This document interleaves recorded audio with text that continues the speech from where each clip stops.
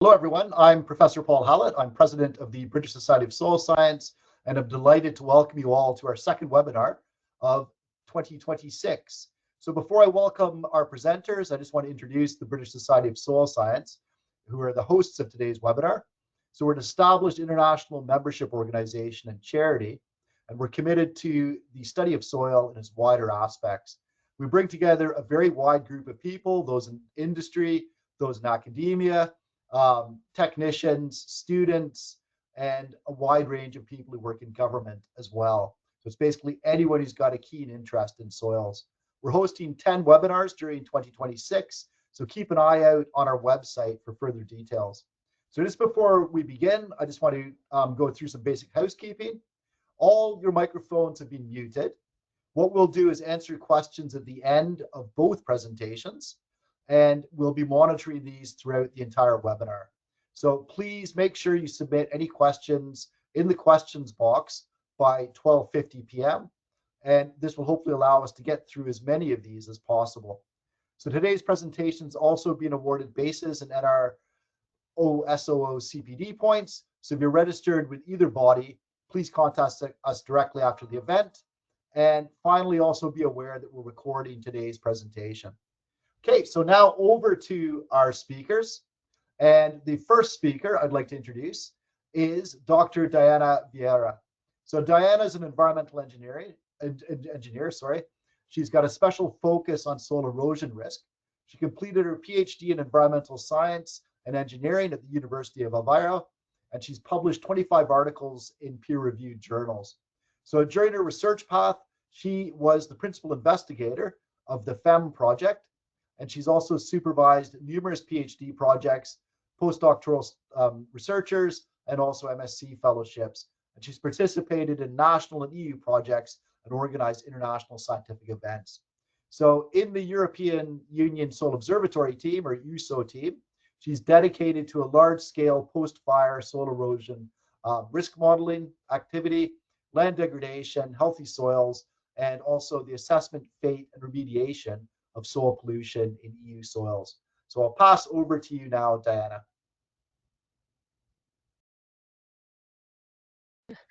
Thank you, Paul. That's a very big introduction.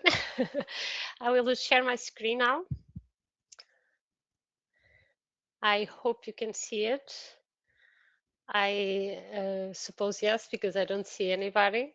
Thank you for the introduction. I'll try to be brief. I have many slides, but I wanted to give a general overview of the soil monitoring law, and a little bit also how we reach out to the current version of the law, because I think it's something really interesting. I would like to introduce a little bit, just one slide on the JRC and the EU Soil Observatory. We in the JRC we do research that tries to answer and to provide support for policy decisions. The soil monitoring law is a very good example of that. It's based on let's say, these three pillars on anticipation, integration, and impact, because we also assess the impact of current policies, and we try to support their design. And in the EU Soil Observatory, in which I have been working over the last 5 years together with Arwyn, that will speak after me, we have been working very hard to bring all the knowledge from soil into a single place, so that you can access the monitoring that has a very good base on the Looker survey. You can check also for the current stages of soil health policies and soil health degradation. We have plenty of databases to explore, and we also have a dedication on soil literacy and stakeholder forum, which probably most of you already engaged with us. This is a very nice drawing that I really like to show, especially because it presents a good version of a soil researcher, and it basically encapsulates what all the areas that we target and we engage, and some of our concerns, which are, in fact, we have a dedicated attention to young researchers, which is something I think we should be very, very proud of. And we do engage with policy, citizens, we do our own research, we engage with other researchers in many, many topics all around soil. And we are this many right now. A lot of brain power, a lot of talking, discussions all together, and in reality, I think it brings very well and translates very well the needs of soil science. We need a lot of multidisciplinary topics. We need a very diverse team to address all the issues of soil, and I think this is very well represented by our team.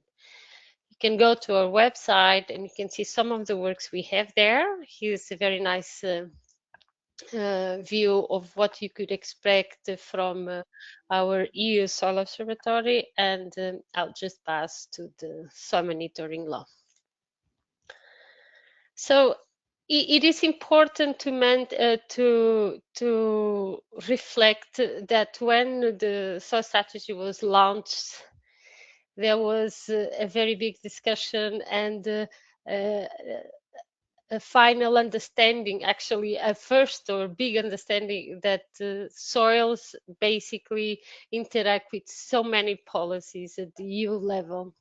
And this picture that came in the soil strategy reflects very well how important soils are for our lives. In fact, the soil strategy is very important to understand, since when we are dealing with this, basically came out in 2021 when I actually started working in the JRC, and we all work a lot together to get it to have a proposal in 23, and then only in last year was approved by the council and the parliament, having entering into force last December. It's a long time, huh? And it's very important to understand that between the soil strategy to the proposal to the final manuscript, several things have changed, and it's a natural process that actually happens like a peer review. No, you have feedback from one side and the other, and the things improve with time. And basically, this is a very good result from our work. And I think it brings together many of the things that we already knew and explored in the past. And if the audience has many soil scientists, they all know about these schemes. One, it's a little bit changed, but it's very centric around ecosystem services provision. And also, while we always approach many of these issues around soil threats, so that's why I always bring these two schemes side by side. It's undeniable the importance that soil has in our lives, not only in policies like the other drawing before, but what I wanted to bring here is that the topics around soil are highly variable, and you can go from just the small list of indicators that you have in the soil monitoring law, you can cross a wide range of subjects. And when we started doing this, there was a very impressive and interesting question. I was also surprised that it was not so easy to answer, because the main question was, where are healthy and unhealthy soils in Europe? Where are they? How many? How many they are healthy and unhealthy? And this ultimately resulted in the work that we have been developing in our team, that provides this quantification through convergence of evidence of several studies that approach many degradations of degradation processes, let's say like that.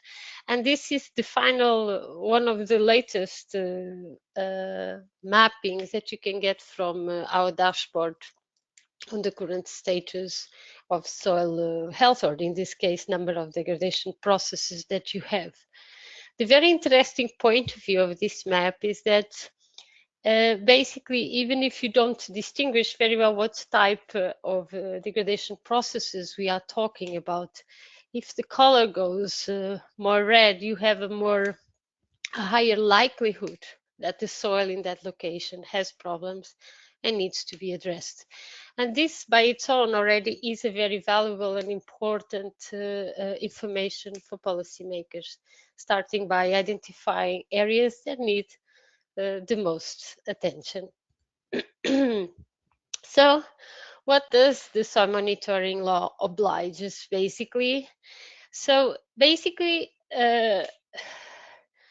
it established a monitoring framework for all soils. You might have heard about other monitoring frameworks in the past, that this one tries to be more inclusive and tries to cover all types of soil. And this is very important because the knowledge that we have on soils can vary if we are talking about agricultural land or if we are talking about forest land, and definitely much less if you're talking about urban soils. And they all have different needs, and this is a key aspect of this law that I think it's very beautiful.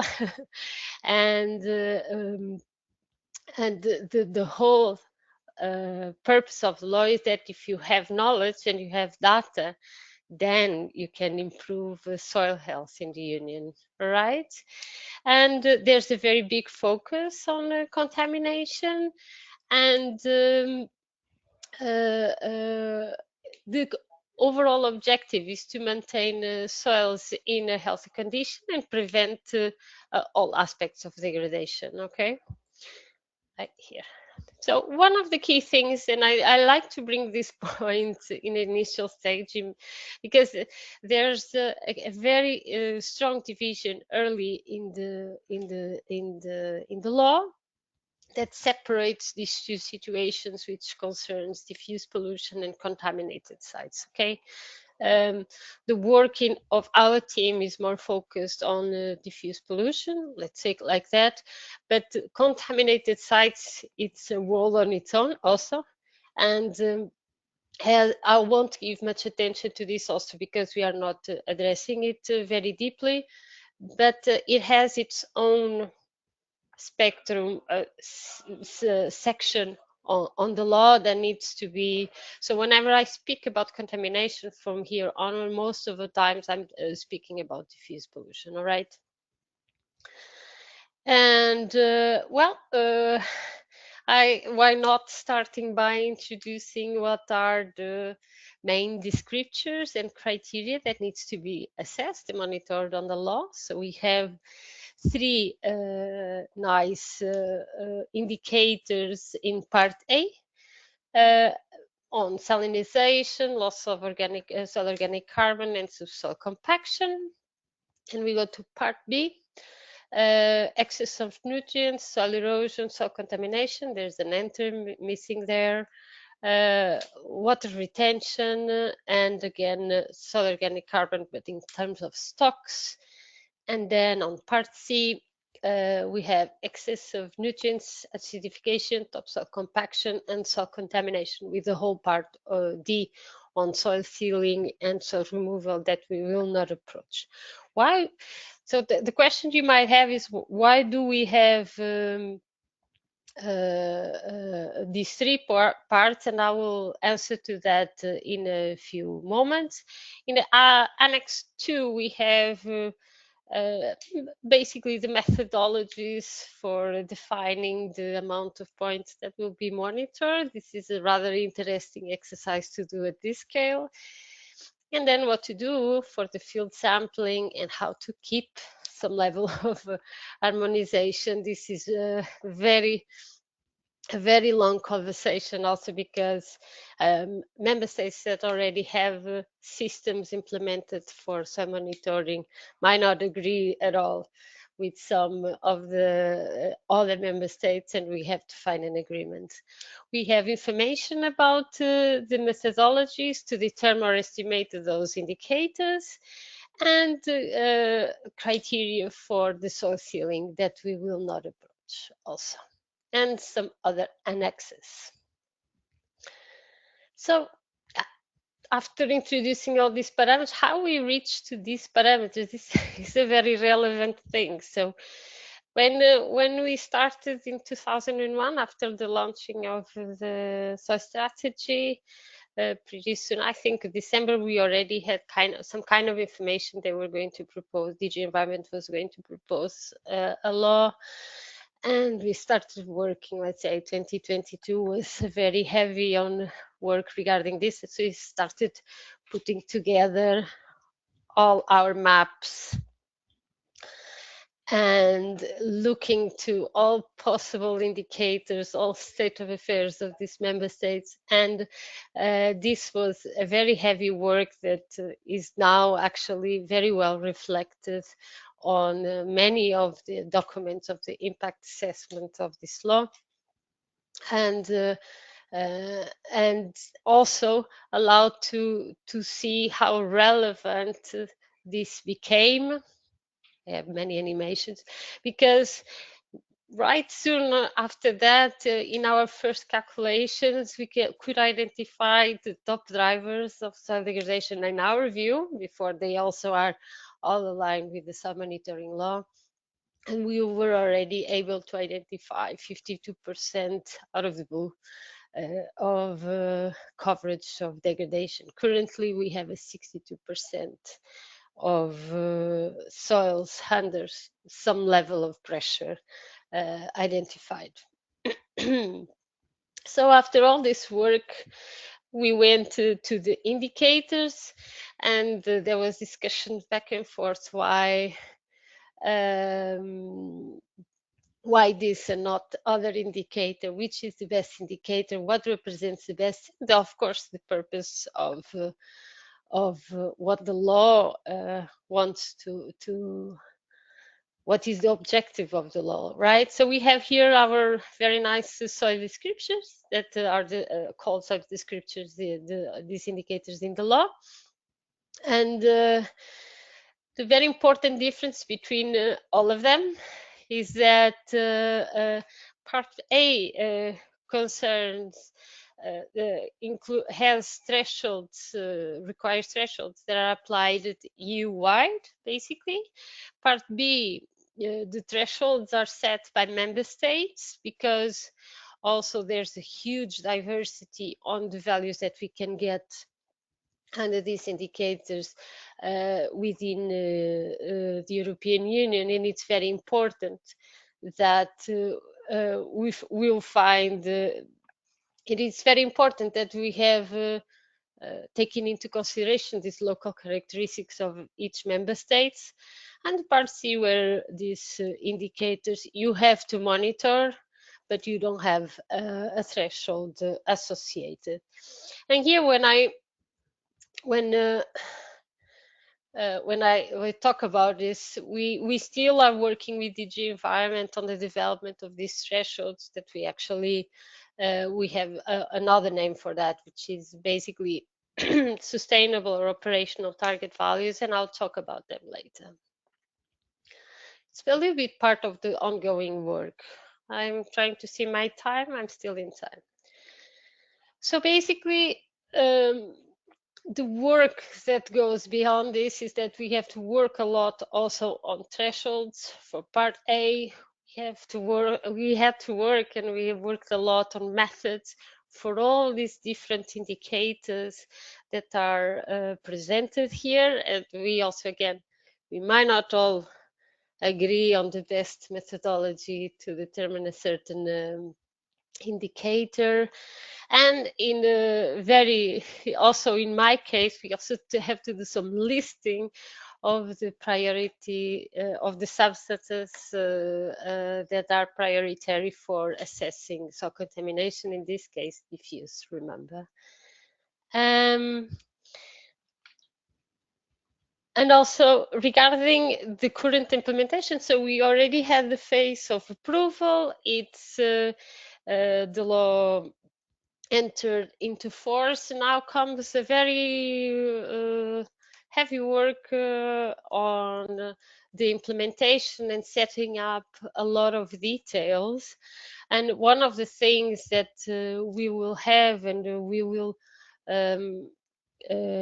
also support with law, is this so-called development of a portal that allows to have all the data monitored from the soil monitoring law available, a little bit in the same image of our soil degradation dashboard, because it was there one of the best proofs that this is one of the best ways to deliver the information to the citizens, to the policies, and it was a great step when we created this in terms of soil literacy. I think it's quite noticeable also by our accesses in our website.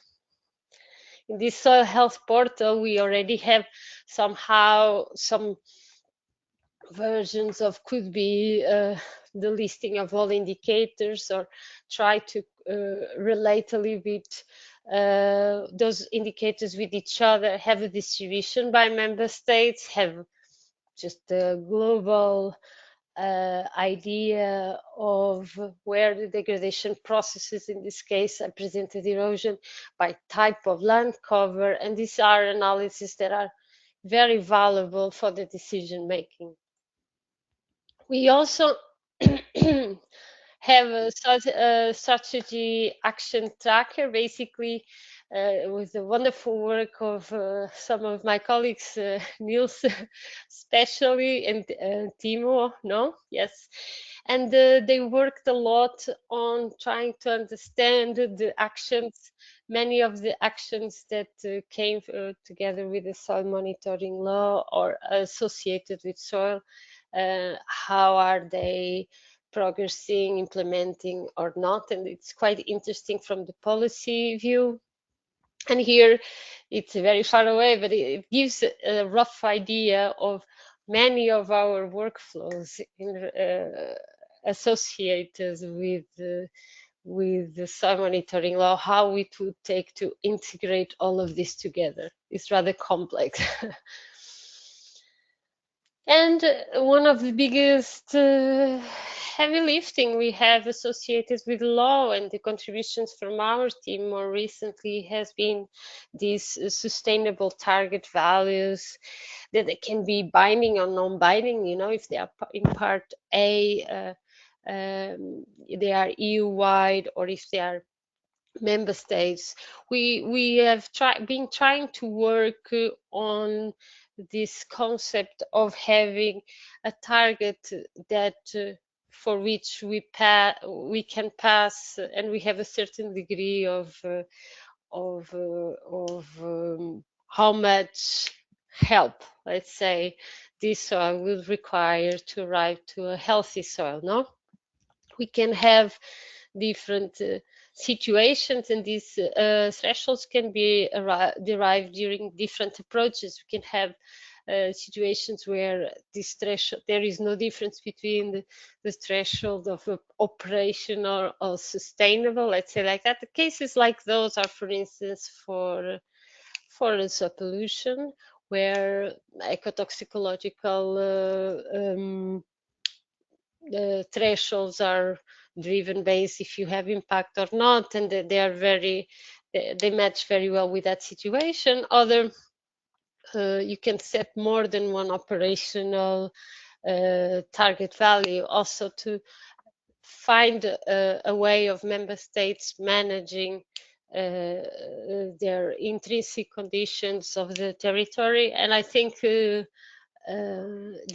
was a very big progress. It's a lot of work on our team, because we have to find those, or find a way to at least understand what is available and what needs to be invested in the future regarding those for all the indicators of the law. And another thing is that we are also working a lot on the selection of points of locus within the soil monitoring law, improving the sampling procedure, because some of the aspects that we assessed in the locus survey were not developed taking into account this law and the laboratorial guidelines for this assessment. I'm almost arriving in the end, and I wanted to drop this slide here, that one thing that I really like is the fact that there is a consideration about evaluating and reviewing this law, and where we will see if we have these indicators are good, and if we have the right tools with these indicators to monitor soil health, if we need to adjust some of these indicators, and how far are we from achieving healthy soils by then. And I think that's my presentation. Thank you. Great. Thank you very much, Diana. That was fascinating. We're now going to introduce the second speaker, who's Dr. Arwyn Jones. So Arwyn is the EU Soil Observatory Lead at the European Commission's Directorate-General Joint Research Center.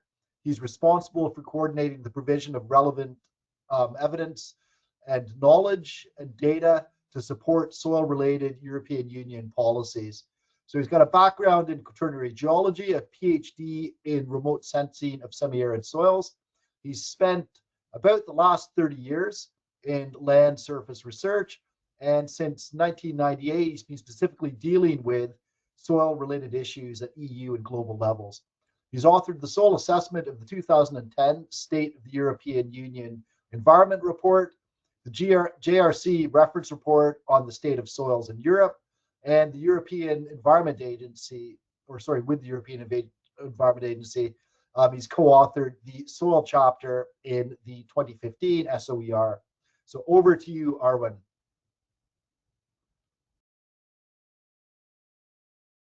Thank you very much, Paul. Okay. Yeah, perfect. Great. Okay, so indeed, yes, so thank you very much, and it's nice to have the opportunity to follow up on the presentation of Diana.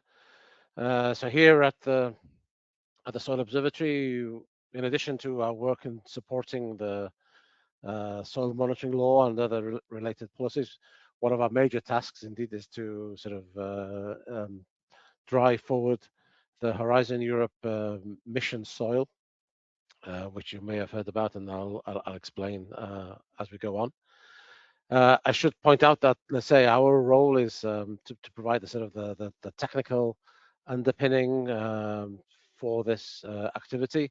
It's coordinated by our colleagues in DG Agriculture in Brussels, where they operate the Mission Soil Secretariat. So a lot of the material I'm going to show is from their side, but I can give you also a perspective on how we fit into this aspect as well. And we were, let's say, very instrumental in, let's say, the process to set up the whole concept of the mission soil in the sort of 2019, 2018. So here we go. So as Diana explained, let's say our role within the Soil Observatory is to provide the sort of the link basically between the policy development from our colleagues in the various Director-Generals in Brussels, and also to be engaging with the implementation of the research activities that are funded within the Mission Soil, and in a way to be able to take the outcomes of these research activities and feed them into the policy cycle. So our role as a sort of a science policy interface sort of is quite well encapsulated within this graphic. And there are a number of, let's say, key policy areas where soils feature. We've heard about the SML from Diana, the CAP, the Common Agricultural Policy.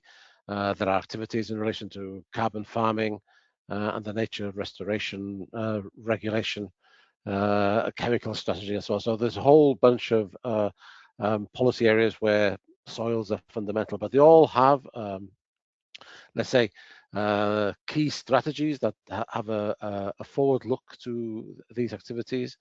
And part of these activities are identifying, let's say, knowledge gaps or areas where additional support is needed to soil users, soil managers, to member states, and also to try and stimulate various communities. So this is where the mission soil comes into rather.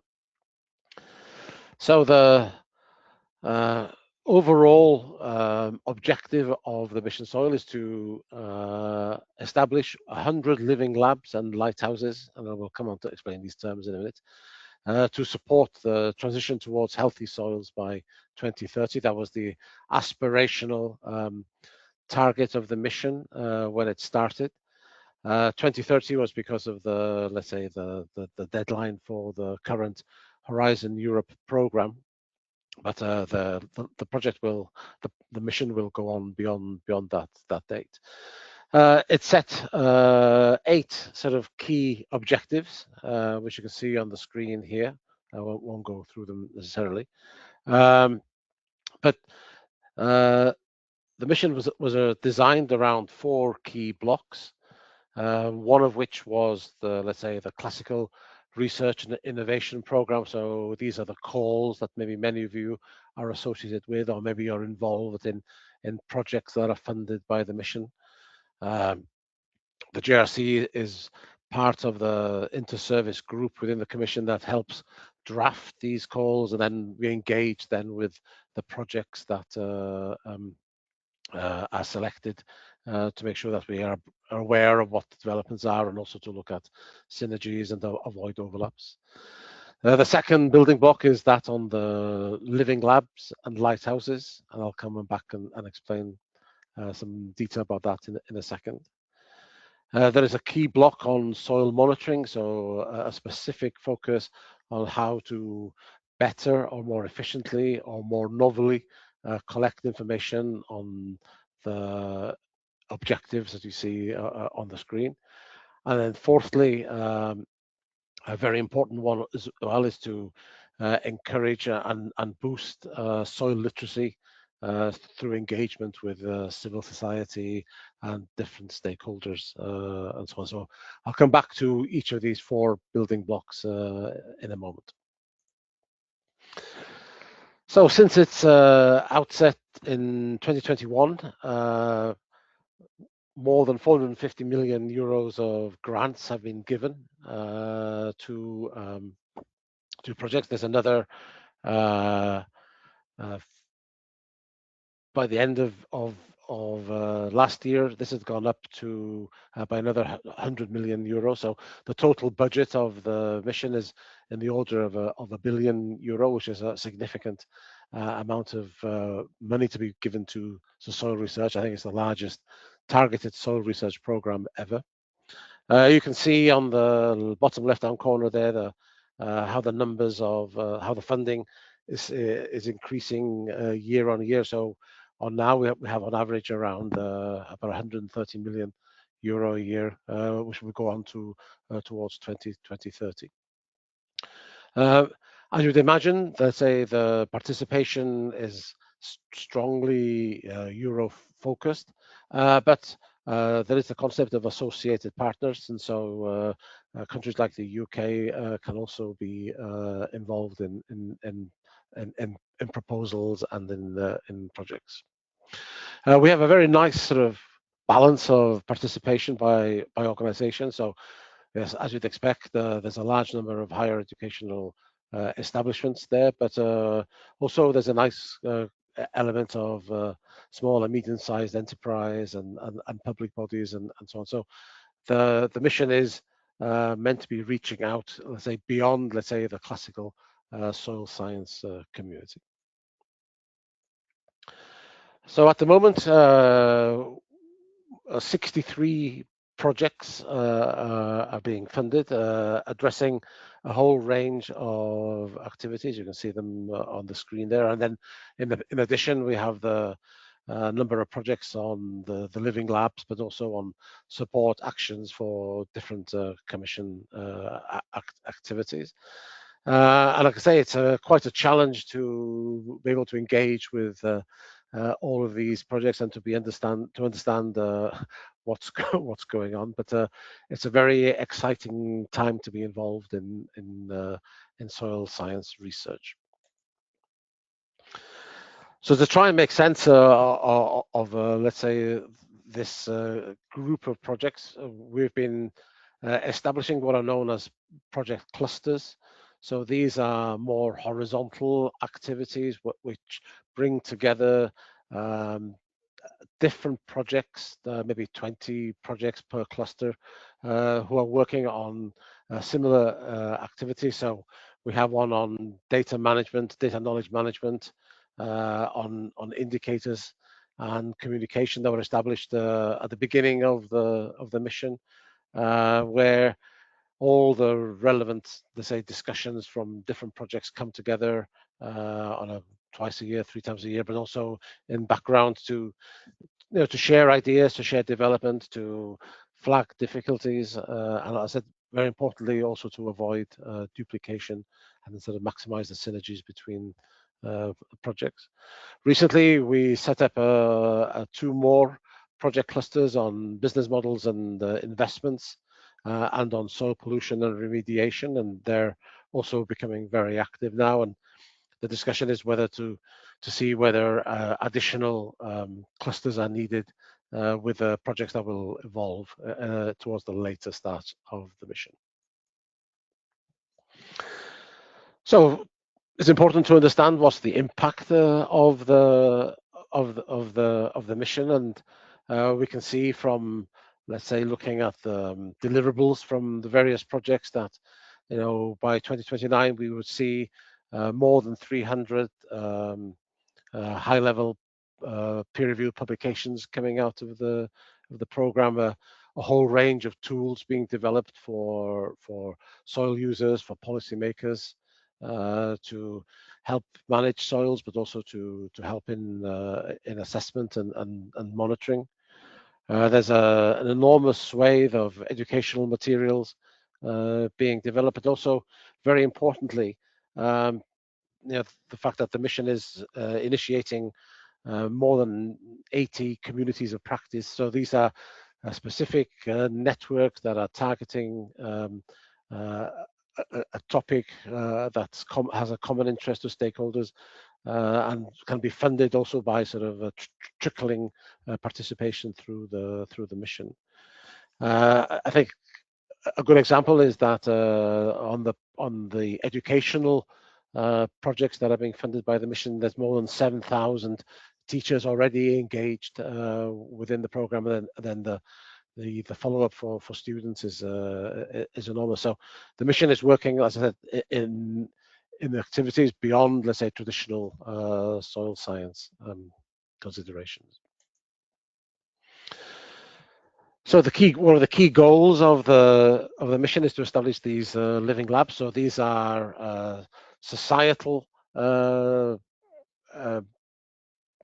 projects that are looking at different aspects, holistic aspects of soil health, looking at sort of supply chains, looking at perceptions, and within this they have the concept of lighthouse activities. So these are live examples of good soil health, good soil management, innovative ways of dealing with soil health, where they can be used for peer-to-peer learning and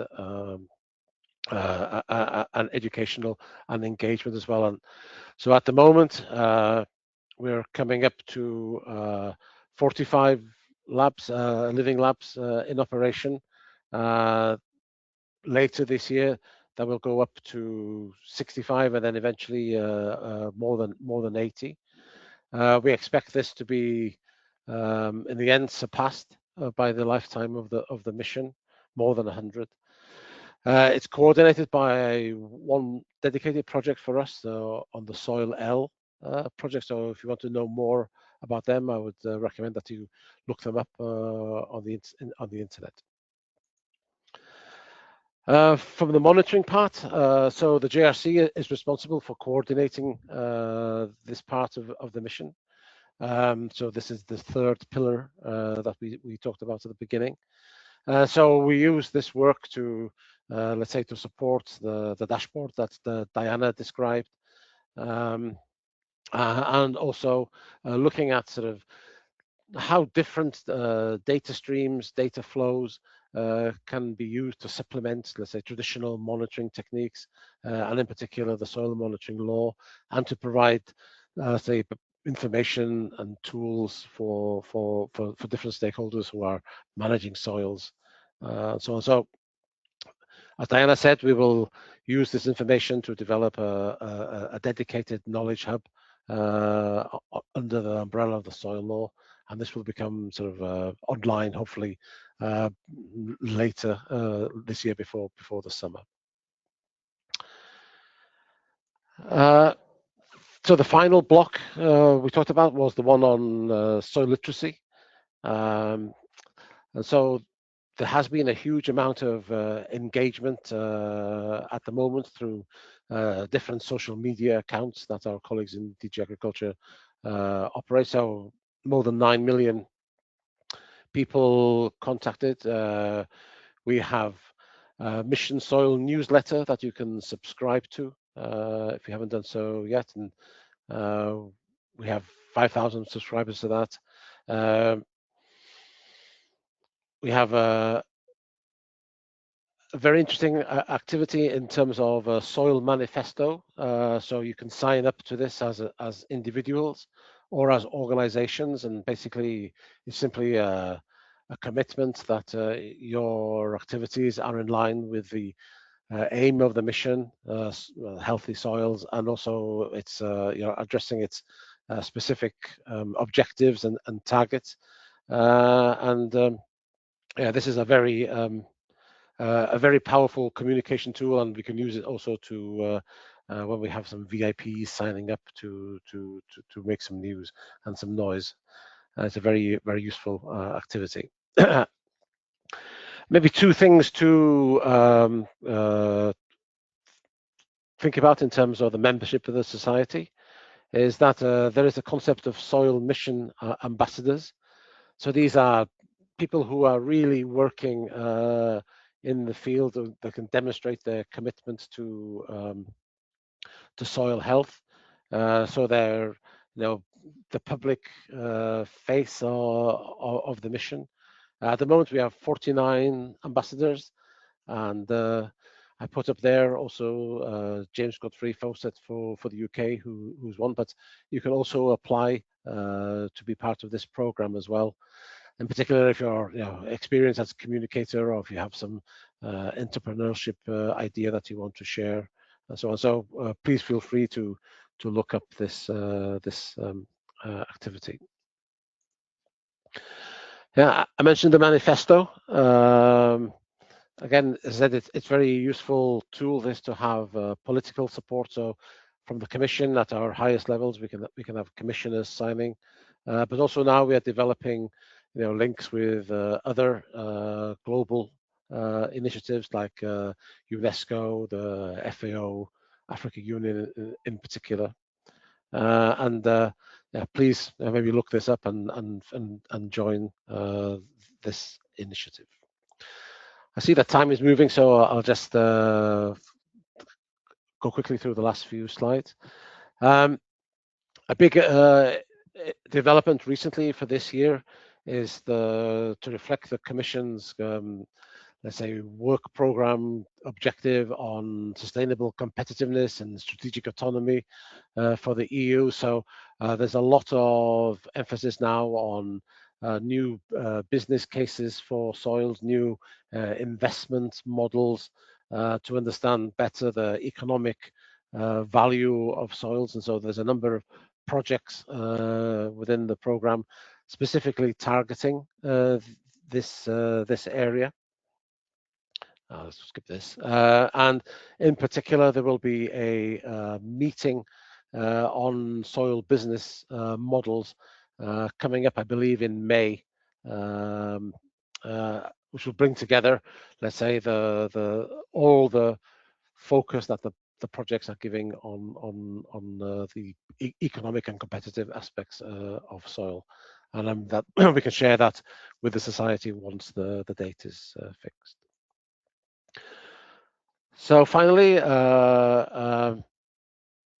it's not just for Europe. As I said, the mission also supports activities on a global basis, because the EU is a significant global player, and there are investments and flows of trade between the EU and other parts of the world. So for that, there are specific calls and activities targeting Latin America, Africa, and other sort of bioclimatic parts of the world, and there are specific programs there dealing with those. So the way forward is that indeed the more of the same. We will strive to increase, let's say, and support policies with scientific knowledge and data. We will look also in the mission to see how to mobilize further investments, because at the moment our funding comes from the Horizon Europe program, but to look at maybe also at sort of other partnerships with private sector and philanthropy sources as well. And a big development will be to make these outcomes of the mission more readily available through a dedicated knowledge hub, which should become operational later this year. Just in case you're not aware, there is a call currently open for projects. I won't go through them, but they're on the screen there. You can see if any of those areas attract you. So if you're not in consortia yet or wanting to contribute, they are open until early September this year, so some time to develop a consortium on calls. There will be also a call in 2027, and then the work program for 28, 29, and 30 will be developed later this year. So the series of calls will continue up to 2030. So my final slide is basically just to summarize where we are. So we look to be the scientific beneficiary of all these projects that are being funded, to try and feed them, as I said, into the policy domain. We have a dedicated project working for us called SolarWise, to let's say develop tools to help disseminate and manage both data and the knowledge being produced by the project, and some indication there of the various data flows that we are having to deal with. Also from the living labs and lighthouses. We will continue to make available new tools for soil monitoring as they become as they are made ready by the various projects. And indeed, we will look at establishing a soil literacy portal and new dashboards to communicate all the outcomes that are coming from the mission. I stop there, and I'm happy to answer any questions that you may have. Thank you very much. Great, thank you very much, Arwyn. Diana, would you like to turn your camera back on too, please? Yep, excellent. So thank you very much to both of you. That's absolutely fascinating. And to hear that there is almost €500 million being dedicated to soil science research and such huge development on monitoring is really good.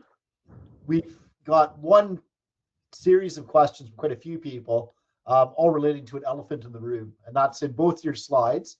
You showed maps with the UK in it, and it was great. And so it's really, how is there progress towards the UK being included in the soil health metrics? And also, we are very heavily linked to some of the mission soil projects as well. And there's a follow-up I'd like to ask after that someone else asked. Should I try? Yes. Yeah, I mean, so indeed, you're quite right. I mean, the outcome of the missions projects are beyond the EU. We have, as you saw, partners from Africa, from Canada, UK. So indeed, let's say from the research perspective, if there are data for the UK, then they will be made available.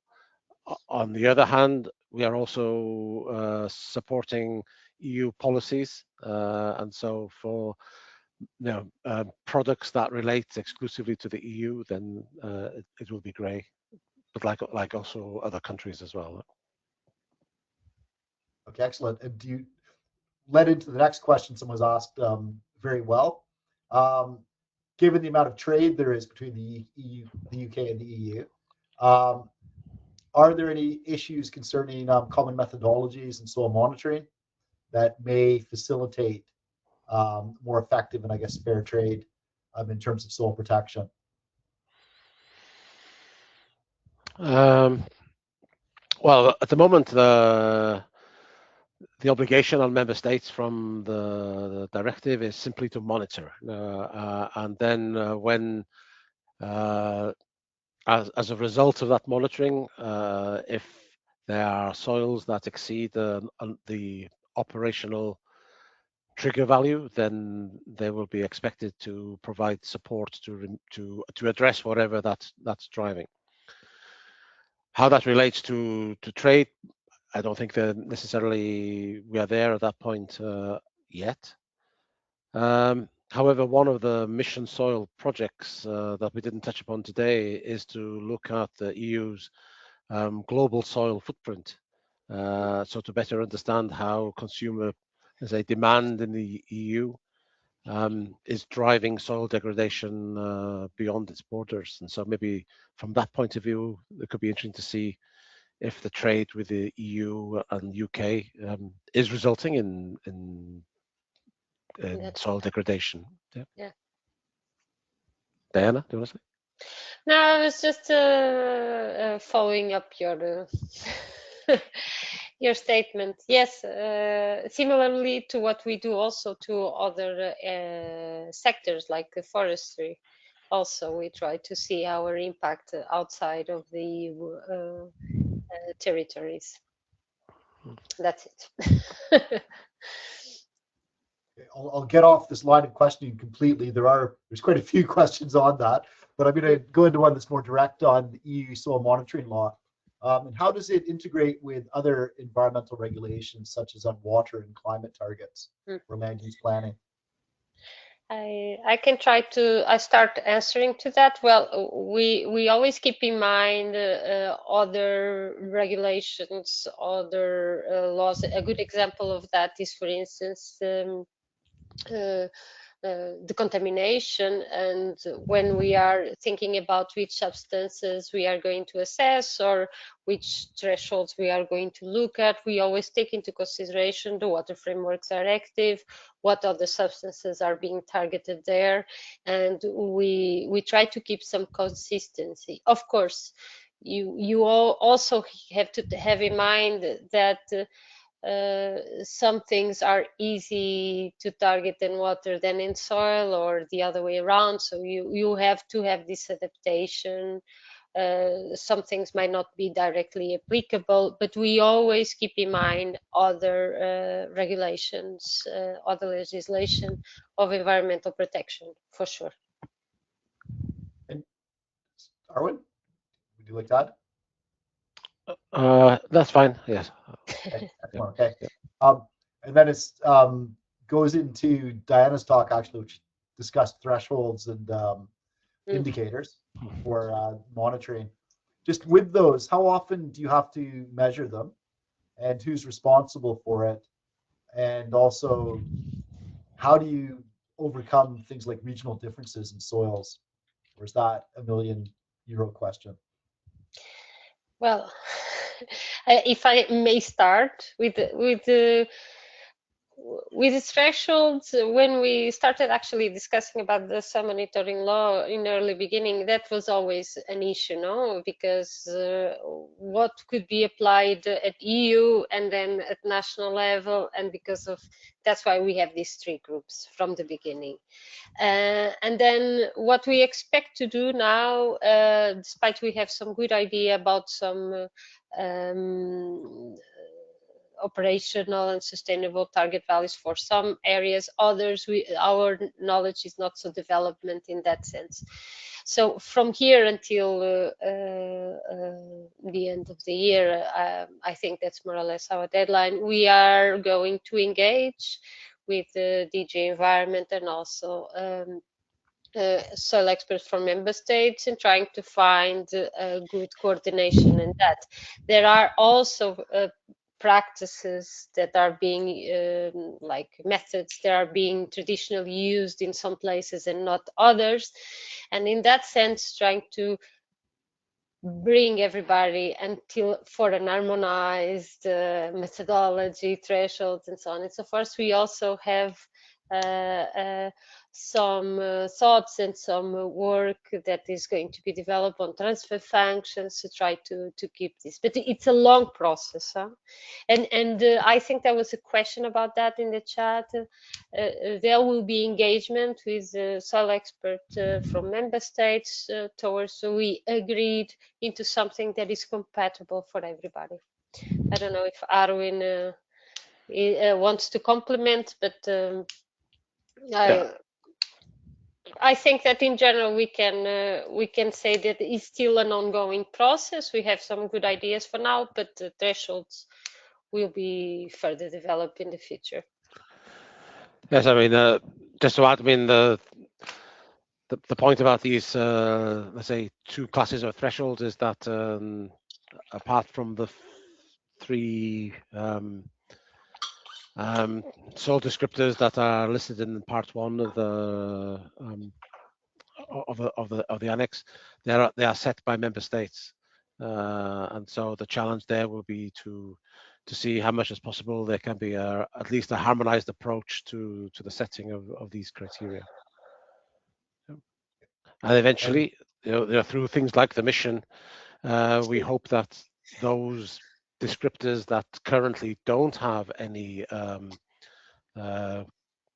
thresholds being applied to them, that there we can begin also to apply thresholds to those. So especially in the field of soil biology, for example, how do you define a healthy soil from a biological perspective? Yep. Yeah, there were questions on that as well, about how you measure that, but we don't have enough hours in the day, I think, to answer that one. I'm going to go to the final question from Sigmar Huber, and it's, I'll just read it out. Are there any ideas around how the monitoring data from mission soil will be collected? Is there going to be an online portal or something else? And who's going to be responsible for the collection and the data flow? Yes. Yes, so there will be the data will be made available from the mission projects. They will be disseminated through our European Soil Data Center. This knowledge and data infrastructure that I mentioned that's been developed through the SoilWise project should eventually provide access to data as well. We don't see ourselves necessarily as data holders because I think the volume of data would be beyond our capacity. So we ask people to put data in permanent and recognized repositories, and then they provide us with the metadata so that the catalog can allow people to find them. So yes, is the simple answer. Okay, excellent. So we've run out of time for questions. A few people have asked how to become ambassadors. If you send us a link, we can put it up on the BS-Cubed website. I have. Yeah, okay, excellent. So we'll try to get that advertised as well. But no, thank you very much to Diana Vieira and Arwyn Jones for coming along to present the work today. It's been a great help to our Zoom into Soil sessions for the British Society of Soil Science. Thank you to everyone who's attended it. We're going to have a quick feedback survey when you leave the webinar. So please take time to complete this. A number of you asked about accessing the talks. So a recording of the webinar will also be available, and that will be on the British Society of Soil Science YouTube channel. So the next webinar is scheduled for Thursday, the 5th of March. It's from researchers at the University of Sydney, and they're going to talk about not soil health, but they're going to talk about soil security, a holistic framework beyond soil health. So details will be given on the BSQ website and also in a follow-up email as well. So hope to see you at future events, and in the meantime, thank you again and goodbye.